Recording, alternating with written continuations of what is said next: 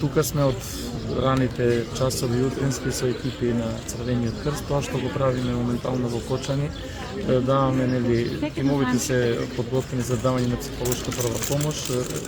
За прва помош делиме вода. Секако дека се организираме и во останатите центри, односно Белес, Скопје.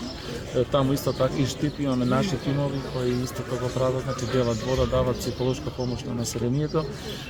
Во текот на денот ќе се организираме дополнително, значи во смисла на мобилизирање на дополнителна хуманитарна помош. Најверојатно ќе ги отвориме за кратко нашите телефони добро познати за собирање на средства и нашата сметката на нашиот фонд за солидарност, и секако другото ќе биде следено. За сега нема потреба од крв, затоа што доволно има резерви и количини на крв, доколку има потреба и тоа би може да го направиме, но цениме дека за сега не треба да собираме, затоа што навистина резервите кои ги имаме сега ги задоволуваат потребите.